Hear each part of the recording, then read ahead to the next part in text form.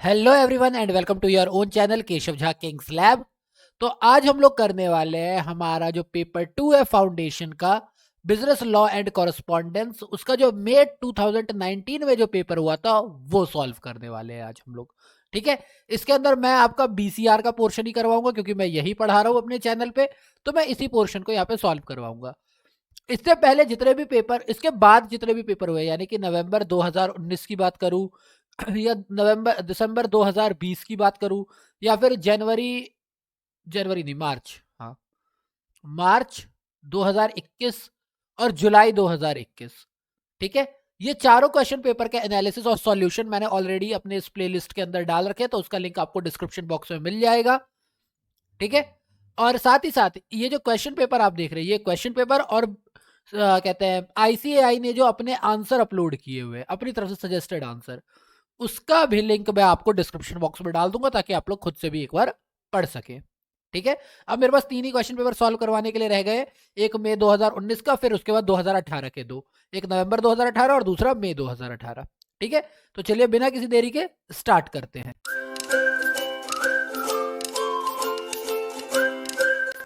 तो जैसा कि आप लोगों को पता है कि सेक्शन बी जो है वो बीसीआर वाला पोर्शन होता है, जो कि होता है 40 मार्क्स का, जिसके अंदर क्वेश्चन नंबर 7 कंपलसरी होता है, और बाकी के तीन क्वेश्चन जो है क्वेश्चन नंबर 8, 9, 10 और 11, इनमें से कोई से तीन हमें करने होते हैं और हर क्वेश्चन 10 मार्क्स का होता है। करेक्ट? तो चलिए पहले स्टार्ट करते हैं हम लोग क्वेश्चन नंबर 7 से। अब यहाँ पर लिखा हुआ है, वैसे तो मैं पूरा पढ़ सकता हूँ, पर बात यह है कि मैंने वीडियो ज़्यादा लंबी नहीं करने के चक्कर में मैंने ये पहले से ही पढ़ लिया है अपनी तरफ से, ये मैंने पूरा का पूरा पढ़ रखा है। ठीक है, मैंने, लेकिन फिर भी अगर आप चाहते हो तो एक बार यहीं पे हम लोग हैंड टू हैंड ही सॉल्व कर लेते हैं। मैं हमेशा क्या बोलता हूँ कि जब भी आप कंप्रीहेंशन का कोई भी पेपर सॉल्व करते हैं तो सबसे अच्छा है कि आप क्वेश्चन पेपर पे सबसे पहले आप क्वेश्चंस पढ़ ले। What are the indicators of the reef decay? How does algae carry out the process of photosynthesis? How is man responsible for the destruction of natural reef? और write a summary of the above passage. Clear? ये हमारा question है। तो एक फटाफट reading मार देते हैं इसकी ताकि आप लोगों के लिए भी हो जाए। Coral reefs are one of the most fragile, biologically complex and diverse marine ecosystem on earth. This ecosystem is one of the fascinating paradox of the biosphere found along the sea coast. They are formed in various shapes and size. The constitute as one of the beautiful creation of nature. Symbiotic cells of algae known as zooxanthellae, जोक्सैक्थले, आप लोग नाम देख लेना, नाम मेरे से pronunciation गलत हो सकता है, जूजैंथले होगा ये, जूजैंथले। ठीक है, carry out photosynthesis using the metabolic waste of the coral, thereby producing food of themselves. एक क्वेश्चन का तो मेरे ख्याल से आंसर मिल गया हमें, है ना? Symbiotic cells of algae known as zooxanthellae carry out photosynthesis using the metabolic waste of the coral, thereby producing food for themselves. Okay, for their coral host and even for the other members of the reef community. तो हम यहां पर रख लेते हैं, यहां पर simple सा, यहां पर खत्म हो गया। ये हमारा क्या आ गया, किसका? फोटोसिंथेसिस के प्रोसेस वाले का आंसर आ गया। क्लियर? सेकेंड है, unfortunately for coral reefs however a variety of human activities are causing world wide degradation of shallow marine habitats by adding nutrients to water, agriculture slash and burn land clearing, sewage disposal and manufacturing the create waste by product, all increase nutrient loads in these water. Tip यहाँ पर आ गया सीधा सीधा सा, human activities की सारी चीजें ही आ गई यहाँ पर। Agriculture slash and burn land clearing, sewage disposal, manufacturing that create waste, ये सारा का सारा आ गया। फिर एक तीसरा आ गया हमारा यहाँ पे, typical symptom of the reef decline as a destabilising herbivorous population and an increasing abundance of algae and filter feeding animals. Declines in reef community are consistent with the observation that the nutrients input is increasing in direct proportion to growing human population, thereby threatening of reef community sensitive to the subtle changes in the nutrients input in the waters. तो आपको यहाँ से पता चल गया होगा कि typical symptoms से हमारा तीसरा वाला मिल जाएगा। तीन तो हमें यहीं से मिल गए डायरेक्ट। देखो पहला क्वेश्चन क्या था, what are the indicators of reef decay, तो यहां से मिल गया। Typical symptoms of reef decline, ये पूरा का पूरा मिल गया। देन उसके बाद बोला हुआ है, how does algae carry out the process of photosynthesis, ये फर्स्ट पैराग्राफ के अंदर तो हमने कर लिया। और थर्ड बोला हुआ है, how is man responsible for the destruction of natural reef, तो वो सारे के सारे जो भी उसकी एक्टिविटीज थी वो हमारा आंसर आ गया। देन आ गया हमारा समरी ऑफ पैसेज, जो कि आप अपनी मर्जी से ही लिखोगे। मेरे हिसाब से मेरे को यहाँ पर क्या देना, हल्का सा इंट्रो ऑफ क्या देना, इंट्रो ऑफ एल्गे देना है, एक दो लाइन में उसकी फोटोसिंथेसिस बता देनी है, ठीक है। और साथ ही साथ क्या करना है, ह्यूमन एक्टिविटीज के बारे में गिनवाना नहीं है कौन कौन से ह्यूमन एक्टिविटीज करें, सीधा human activities affects diversely, human activities affects diversely, ये वाला पॉइंट डाल दूंगा। अरे रीफ डिके के 10 सिम्टम्स डाल दूंगा। 2 लाइन यहां से उठानी है, 2 लाइन यहां से, 2 लाइन यहां से, 2 लाइन यहां से, और बन गया मेरा पूरा का पूरा। क्लियर। हालांकि आईसीआई ने जो आंसर दिया हुआ है उसका मैं लिंक डिस्क्रिप्शन बॉक्स में डाल दूंगा, तो आप वहां से देख सकते हो। अगर आप चाहते हो कि मैं फिर से एक समरी पूरा अलग से सॉल्व करके दिखा दूं, कमेंट बॉक्स में बता देना, मैं एक सेपरेट वीडियो बना दूंगा, ठीक है। देन यहां पर बोला हुआ है मेक नोट्स यूजिंग हेडिंग, सब headings and abbreviation and whatever necessary, and दूसरा बोला है राइट समरी। तो इसके लिए भी आपको बहुत अच्छे से करना पड़ेगा, ठीक है। मैं चाहने को तो कर सकता हूँ, वैसे मैं बना सकता हूँ, पर मैं इसके लिए चाहूंगा कि आप लोग एक बार खुद से बनाओ, ठीक है। एक बार खुद से इसको ट्राई करो, और साथ ही साथ आईसीएआई ने जो अपना डिस्ट्रीब्यूशन दिया हुआ है आप उसे भी एक बार पढ़ लो। बाकी मैं इसके लिए एक अलग से सीरियसली एक सेपरेट वीडियो बनाऊंगा जिसके अंदर मैं सिर्फ नोट मेकिंग की बात करूंगा, क्योंकि नोट मेकिंग आराम से मेरे को 15 से 20 मिनट चाहिए, ताकि मैं समझा करके अलग से बना के दिखा सकूं, ठीक है। तो ये वाला आप वहां से कर लेना। समरी भी बनानी है, हालांकि हम पढ़ लेते हैं, वैसे बनेगा क्या। In most sector of the economy it is the seller who attempts to attract the potential buyer with various in inducement of price, quality and utility. It is a buyer who makes the decision, whereas circumstances permit the buyer no choice because there is effectively only one seller and the product is relatively essential. Government usually asserts monopoly and places the industry under the price and other regulation. Neither of these condition prevails in most of the healthcare industry. तो यहाँ पर सबसे पहला ही जो मैं heading बनाऊंगा वो बनाऊंगा, कहते हैं बायर एंड सेलर बना दूंगा, बायर एंड सेलर। या फिर सीधी सी बात, अगर ये नहीं बनाना चाहूंगा हेडिंग तो ये बना दूंगा, other sector, other sector of economy. उसके अंदर क्या बोलेंगे, कहते हैं बायर मेक्स डिसीजन, है ना, seller try to attempt with price, government create monopoly, बस यहां तक आ जाएगा। उसके बाद लास्ट वाले में हेल्थ केयर इंडस्ट्री को उठा लूंगा, फिर सेकंड वाला आ जाएगा मेरा health care industry, health care industry, ठीक है। क्या कर रहा हूं, इंडस्ट्री, इसके बारे में यहां से उठा लेंगे 2-3 पॉइंट, क्लियर। और इसके बाद एक और पैराग्राफ दे रखा है, इस पैराग्राफ के लिए अलग से बना लेंगे। This is particularly significant in relation to hospital care. The physician must clarify the need of hospitalization, determine what procedure will be performed, and announce what the patient may be when the patient may be discharged. तो यहां पर क्या हो जाएगा, duty of physician लिख दूं, तीसरा वाला मेरा यहां से बन जाएगा, है ना। The patient may be consulted about some these decision but the main it is the doctor's judgment that are final. तो ये चीज यहां पर आ जाएगी, सिंपल सी बात, क्लियर।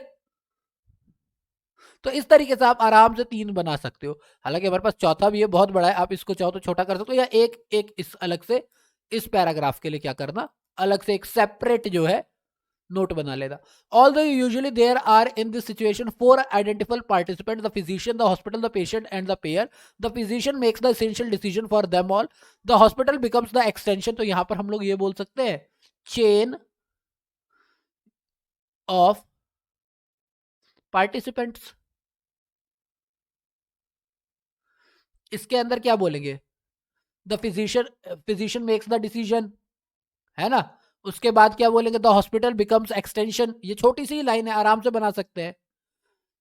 इन रूटीन और माइनर इलनेस ज्यादा plain worries the patient options are of course much greater with respect to the use of price. In illness that are some significance, however such choices tend to be improper or away, evaporate or away, disappear.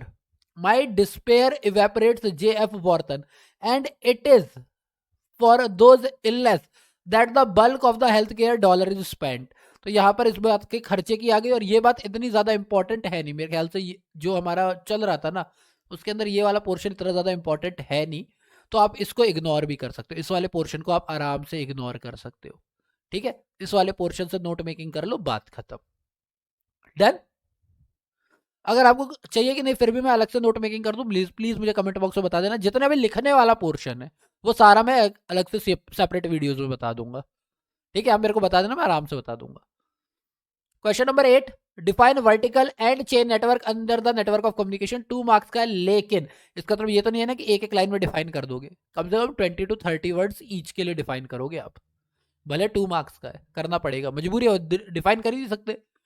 अब vertical network जो क्या होता है, इसके अंदर क्या होता है, एक रिलेशनशिप होता है जूनियर और सीनियर लेवल का, है ना। यहाँ पर जो सुपरवाइजर होता है वो सबऑर्डिनेट से बात करता है, करेक्ट है। ये टू वे कम्युनिकेशन है, टू वे कम्युनिकेशन है, इसमें इजीली फीडबैक मिल जाता है, क्लियर। वहीं पे जो चेन ऑफ नेटवर्क है ये क्या दिखाता है, ये चेन ऑफ कमांड को शो करता है कि एक हेड होगा, वो अलग अलग लोगों से बात करेगा, फिर ये अपने अंदर के सबऑर्डिनेट से बात करेंगे, फिर ये अपने अंदर के सबऑर्डिनेट से बात करेंगे, है ना। यही चेन नेटवर्क होता है। तो ये क्या होता है, ये आता है हमारा लार्ज इंटरप्राइजेस में, ये स्मॉल इंटरप्राइजेस में चल जाएगा, ये आएगा लार्ज इंटरप्राइजेस में, क्योंकि इसमें चेन ऑफ कमांड होनी बहुत ज्यादा जरूरी है। अगर चेन ऑफ कमांड होगी तो इससे क्या होगा, कम्युनिकेशन का फ्लो बना रहेगा कि कैसे फ्लो जाना है, किसको किसको रिपोर्ट करना है। ठीक है, तो ये हो गया वर्टिकल और चेन नेटवर्क। आई होप आपको समझ में आ गया होगा। बाकी मैंने पूरे की पूरी बीसीआर के जितने भी चैप्टर्स हैं उन सब के वीडियोस अपने चैनल पे डाले हुए हैं, मैं उसका लिंक भी डिस्क्रिप्शन बॉक्स में दे दूंगा, आप आराम से चैप्टर वाइज पूरी स्टडी कर सकते हैं। ठीक है, मैंने पूरा कोर्स डाल रखा है अपने चैनल पे। B portion, choose the word which best express the meaning of the given word, यानी कि सिनोनिम बताना है। क्रुक्ड, क्रुक्ड होता है भाई जो घुमा फिरा के बातें करता है, तो जो घुमा फिरा के बातें करता है वो स्ट्रेट तो नहीं होगा, सर्कल भी नहीं होगा, घुमा फिरा के बोला है, सर्कल तो पूरा हो गया। टेपरिंग भी नहीं होगा, वो होगा ट्विस्टेड, तो हमारा करेक्ट आंसर होगा ट्विस्टेड। जो क्रुक्ड है ना वो सीधा आदमी जो होता है ना, वो क्रुक्ड नहीं होता, सीधा टेढ़ा होता है, जो इंसान टेढ़ा हो, हर काम टेढ़ा करे, ठीक है, वो होता है। तो क्रुक्ड का हो गया ट्विस्टेड। क्वेश्चन ऑन सेकंड, ये हो गया कि इसमें सुटेबल एंटोनिम बताओ। तो प्रीडिकामेंट का मतलब होता है, प्रीडिसाइमेंट कह लो, डिकामेंट कह लो, इसका जो मतलब होता है ये होता है बड़ी मुश्किल से किया गया कोई काम। ठीक है, प्रीडिकामेंट कह लो या डिसामेंट कह लो, आपकी मर्जी है, प्रोनाउंसिएशन आपकी है। इसका जो करेक्ट आंसर होगा, जब होता है इसमें तकलीफ होती है, तो इसका एंटोनिम क्या होगा, जिसमें ईज होता है, तो करेक्ट आंसर है ईज। क्लियर। देन यहां पर आता है हमारे पास इनडायरेक्ट स्पीच में चेंज करना है। परी सेड टू मी, तो ये स्टार्टिंग से ही करते हैं, परी टोल्ड मी दैट, यहां पर आई है, फर्स्ट पर्सन है, सब्जेक्ट के हिसाब से चेंज होगा, दैट शी हैव बीन किस में चेंज हो जाता है, हैड बीन में, she had been living in London, और सिंस वगैरह को तो हम चेंज करते ही नहीं है, तो सिंस लास्ट दिसंबर, सिंस लास्ट दिसंबर, ये हमारा करेक्ट बनेगा। क्लियर, सिंपल है। उसके बाद अगेन प्रेसी राइटिंग आई है। ठीक, मैंने ये थोड़ी सी प्रेसी पढ़ रखी है, तो मैं आपको बेसिकली बता देता हूँ। ये बता रहा है इसके अंदर कि इंडिया में जो है ना हेल्थ केयर और एजुकेशन तो बहुत ज़्यादा बढ़ी है, लेकिन जो अभी भी हमारे हैंडीकैप चाइल्ड है, ठीक है, जो कि अभी भी ऐसे लोग हैं जो कि अभी हैंडीकैप है, जो कि अभी ढंग से चल नहीं सकते, या उनके बॉडी की वजह से कोई फिजियोलॉजिकल प्रॉब्लम की वजह से वो बाकियों के साथ बिहेव नहीं कर सकते।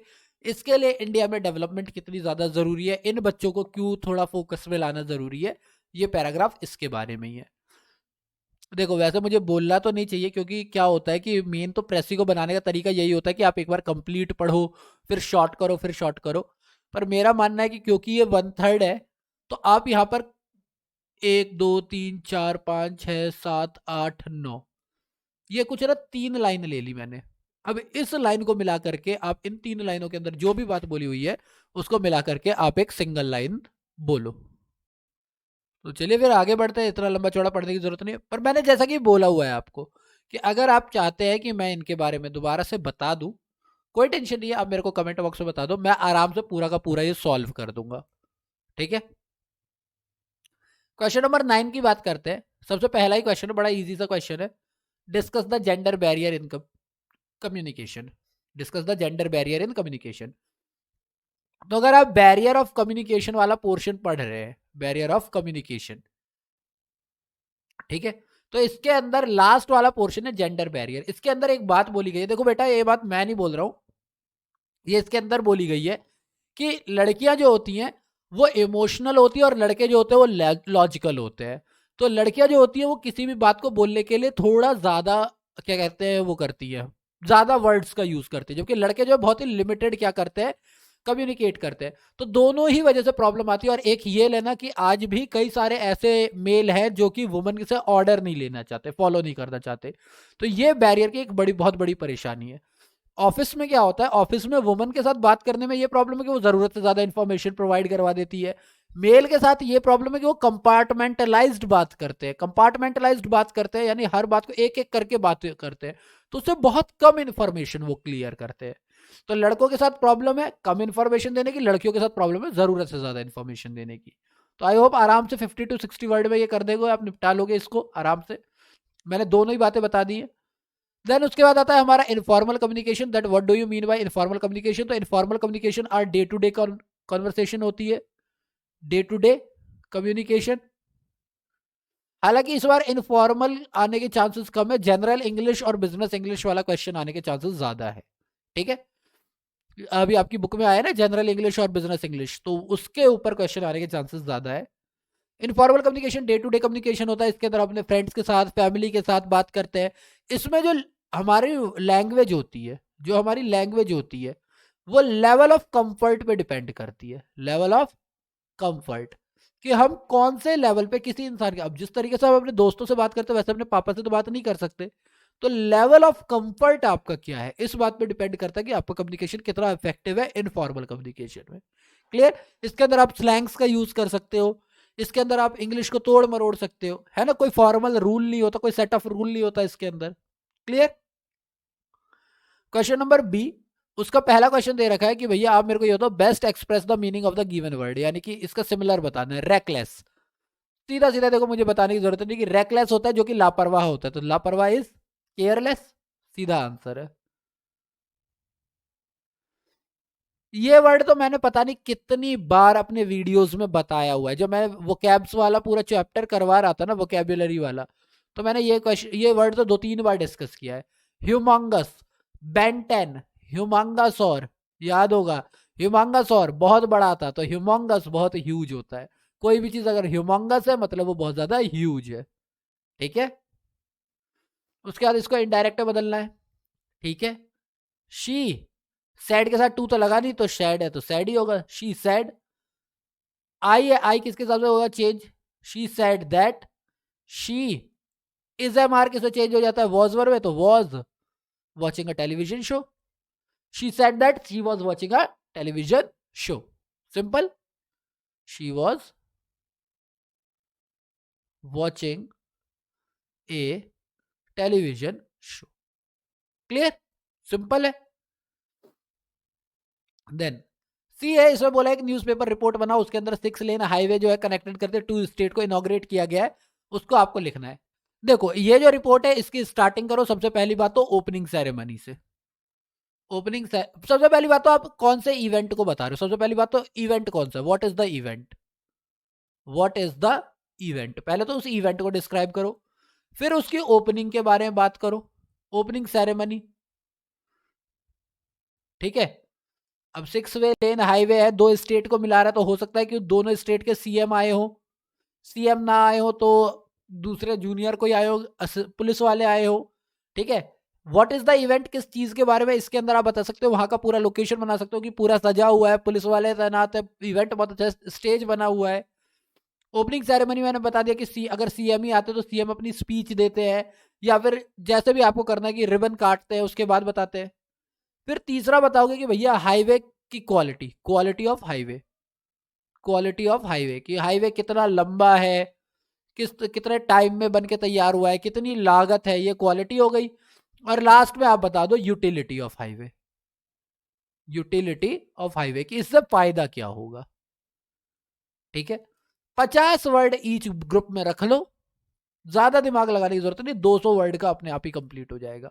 देखो दो स्टेट को जोड़ रही है। तो अगर दो स्टेट को जोड़ रही है तो यूटिलिटी में तो यही बात होगा कि ट्रांसपोर्टेशन को इजी बनाएगा, टाइम को बचाएगा, उसके बाद सप्लाईज को बढ़ाएगा, दोनों देशों दोनों राज्यों के लिए इनकम को जनरेट करेगा, टूरिज्म को क्या करेगा, इम्प्रूव करेगा। तो ये सारे पॉइंट तो यूटिलिटी में आ गए। क्वालिटी में आ गए, ये इतना लंबा है, इसके अंदर इतना टाइम लगा है, 3 साल 4 साल इतने 1000 करोड़ की लागत से बना हुआ है, ये 2006 में प्लान शुरू हुआ था, अब जाके कंप्लीट हुआ है। सारे इसमें आ जाएंगे। ओपनिंग सेरेमनी में मैंने बता ही दिया कि सबसे पहले सीएम आए, उन्होंने इनॉग्रेट किया, फिर स्पीच दिया, उन्होंने बताया कि ये किस तरह से लाभकारी होगा। और इवेंट के बारे में आपको बताया इतना ही है कि भाई ओपनिंग सेरेमनी जो है 6 लेन का है, इस स्टेट का है, ये इन दो स्टेट्स को जोड़ती है, इस टाइप से आपको बता देना है। ठीक है। क्वेश्चन नंबर 10, पहला पार्ट है, the listener has to be objective, practical and control his emotion, explain with the reference of importance of listening in communication. देखो क्या होता है, अगर आप कभी भी आंसर करने के लिए सुनते हो तो आपकी कम्युनिकेशन हमेशा बैरियर करती है। अगर आप सुनने के लिए सुनते हो, अगर किसी के साथ आप बात कर रहे हो, उसकी बात सुनने के लिए आप सुनते हो, तो उसका असर काफी अच्छा होता है। तो यानी कि जब आप किसी के साथ कम्युनिकेट कर रहे हो, जब आप कम्युनिकेट कर रहे हो तो प्लीज लिसन। और सिर्फ आप वहां पर वर्ड्स के ऊपर ध्यान मत दो, वर्ड्स के साथ उसके साथ जो फीलिंग आ रही है, उस फीलिंग को भी आपको समझना पड़ेगा। ठीक है। और आपको वहां पर बायस्ड नहीं होना है, आपको प्रैक्टिकली सोचना है कि बात क्या हो रही है, दिमाग शांत रखना है। ये सारे गुड कम्युनिकेशन के क्या होते हैं, हमारे इफेक्ट होते हैं। बाकी आप लिसनिंग ऑफ कम्युनिकेशन जो है, ये एक हमारा कैरेक्टरिस्टिक्स है, आप इसे पूरा पैराग्राफ भी डिफाइन कर सकते हो। Clear. B part, change the sentence from active to passive. Okay, clear. The teacher always answer the students question. ठीक है, तो इसका हो जाएगा the students questions always answers, always है ना, तो आर ऑलवेज, आर लग जाएगा क्योंकि आंसर्स है ना, तो ये वर्ब की फर्स्ट फॉर्म है जो कि इजम आर में चेंज होती है, और क्वेश्चन से प्लूरल है इसीलिए आर लगेगा। Are always answered by the teacher. Simple, clear. अब सेकंड में हमें थोड़ा सा इन्होंने कहा कि टफ बना ले, तो भैया पैसिव दे रखा है, एक्टिव बनाओ। ठीक है, every night the office is vacuumed and dusted by the cleaning crew. इसके साथ वी की 3 दे रखी है, इसका मतलब है कि भैया मेरे को एक्टिव में V1 का यूज करना है। क्लियर। तो बाय के बाद जो दे रखा है इसी से स्टार्टिंग होगी, क्या होगी, the cleaning crew vacuums, vacuums and dusts the office every night, every night. Clear, simple सा, 1 मार्क्स इसी चीज के। अगेन बोला इनडायरेक्ट में चेंज करने के लिए, शी, सैड का सैड ही होगा, शी सैड, अरे यार भाई SAID है, दैट माई, माई का क्या हो जाएगा, her, her father come came, verb की सेकंड फॉर्म है तो ये हैड केम में हो जाएगी, had came the last day, क्योंकि येस्टरडे द लास्ट डे में चेंज हो जाता है या फिर द प्रीवियस डे में चेंज हो जाता है ना, had came the previous day या the last day. Clear. Then question number C है, इसके अंदर बोला 250 वर्ड लो फियरलेस इंडियन आर्मी के बारे में। तो सबसे पहली बात इसके अंदर इंट्रो दे दो आप कि भैया इंडियन आर्मी चीज ही क्या है, इंडियन आर्मी है क्या।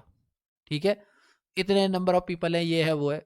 फिर उसके बाद इसकी अचीवमेंट्स के बारे में बता दो।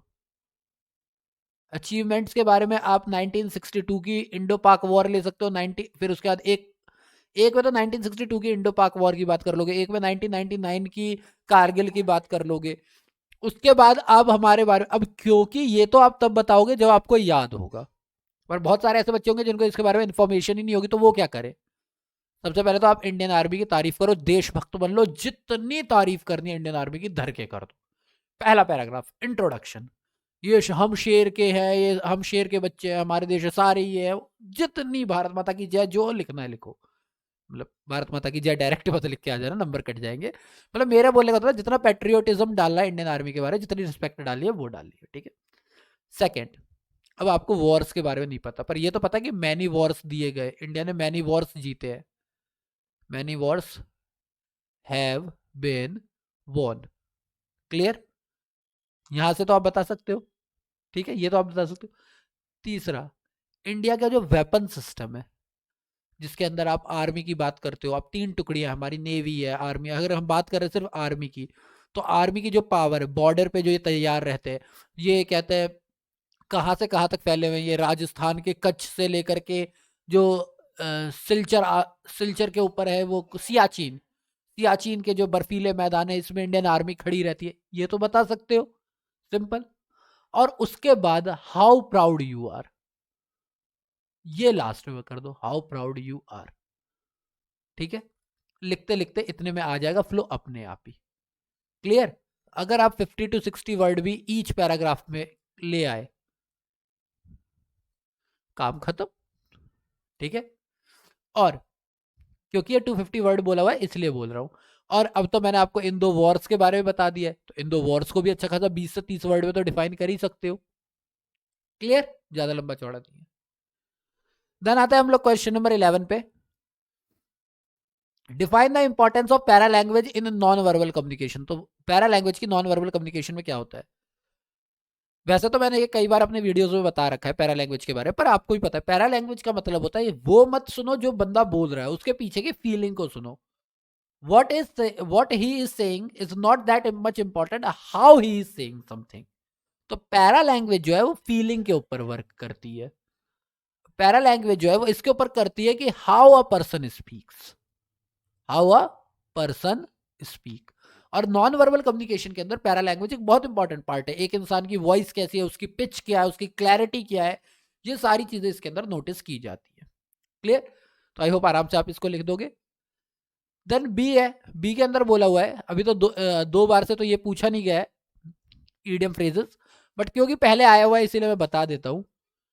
पहला बोला हुआ है क्राई ओवर ए स्पिल्ड मिल्क, फैले हुए दूध पे रोना। फैले हुए दूध पे रोने का मतलब अब खुद ही आप यहां से समझ लो, ड्रेन मिल्क, या फिर complain about something that can not be rectified, यानी कि जो हो गया है उस पर अफसोस करने का क्या फायदा। Get into alteration with someone, यानी कि किसी के साथ जाकर के अपने रिश्ते सुधारना, या फिर मिसबिहेव विद समवन। तो सीधी बात है ये वाला ज्यादा अप्रोप्रिएट लग रहा है, complain about something that can not be rectified, कि अगर आप चीखते हो, गिरे हुए दूध पे चीखते हो, इसका मतलब आप ऐसी चीज पे चिल्ला रहे हो जिसको रेक्टिफाई नहीं किया जा सकता। क्लियर। सेकेंड है जज a book by its cover. Cover कहाँ होती है? बाहर की तरफ होती है, तो सीधा हो गया rely on outward appearance, directed, direct answer, ठीक है। देन आता है हमारे पास change the sentence into active voice, ये पैसिव है, इसको एक्टिव में करना है। तो बाई के बाद जो दे रखा है इसको हम लोग स्टार्टिंग में कर लेते हैं, क्या? Thousands of tourists is visited का visits, visits Grand Canyon, sorry ये कैपिटल में लिखना पड़ेगा ना, the Grand Canyon every year.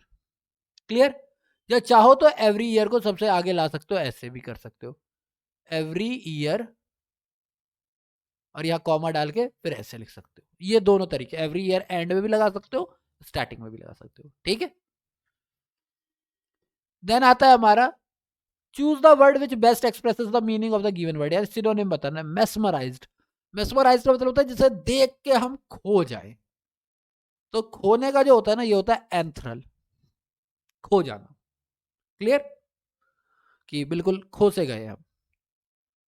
फिर उसके बाद ये लास्ट है, इसके अंदर हमें बताना है कि write a formal email is written by a manager to the employees about the change dress code for Republic Day function. तो आपको एक मैसेज लिखना है सभी को, डियर एम्प्लॉयज डाल दोगे,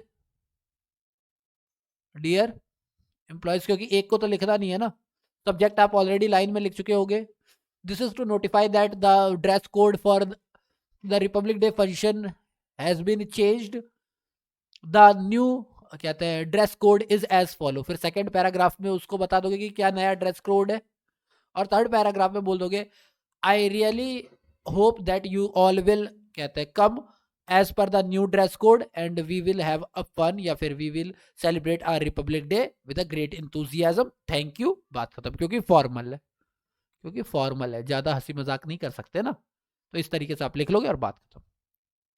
तो दैट्स बीन सेड, यहां पर आपका क्वेश्चन पेपर होता है कंप्लीट। ठीक है, मई 2019 का। दो क्वेश्चन पेपर और रह गए मेरे पास, नवंबर 2018 और मई 2018। इन दोनों को भी मैं बहुत ही जल्दी इस वीक में या नेक्स्ट वीक के एंड से पहले इन दोनों के एनालिसिस को भी मैं ले आऊंगा। बाकी ये पीडीएफ का लिंक आपको डिस्क्रिप्शन बॉक्स में मिल जाएगा। इसके जो सजेस्टेड आंसर्स है आंसर, उसका लिंक भी आपको डिस्क्रिप्शन बॉक्स में मिल जाएगा। जिस प्ले लिस्ट में मैंने पिछले 4 क्वेश्चन पेपर सॉल्व करवा रखे हैं, उसकी लिस्ट भी आपको उसका भी लिंक डिस्क्रिप्शन बॉक्स में मिल जाएगा। और साथ ही साथ मेरा पूरा बीसीआर का जो एंटायर कोर्स है, उसका लिंक भी आपको डिस्क्रिप्शन बॉक्स में मिल जाएगा। तो अगर आपको ये वीडियो अच्छी लगी, अगर आपको लगता है कि इस वीडियो से आपको कोई वैल्यू मिलती है, तो प्लीज़ वीडियो को लाइक करें, चैनल को सब्सक्राइब करें, ठीक है, ताकि मैं और अच्छे कंटेंट ला सकूं। और अगर लगता है आपके फ्रेंड्स को भी ये देखना चाहिए, तो प्लीज़ शेयर करें। अगर आपको लगता है कि आपके पास मेरे लिए कोई एडवाइस है, कोई आप सजेशन रख दे सकते हो मुझे, कोई आप और कुछ चाहते हो जो कि मैं आप लोगों के लिए वीडियो बनाऊं जिस चीज़ के ऊपर, तो प्लीज़ मुझे कमेंट बॉक्स में बताएं, ताकि मैं और इंटरेक्टिव वीडियोस और ऐसी वीडियोस ला सकूं। ठीक है, thank you, stay safe, keep learning, be safe, thank you for your time.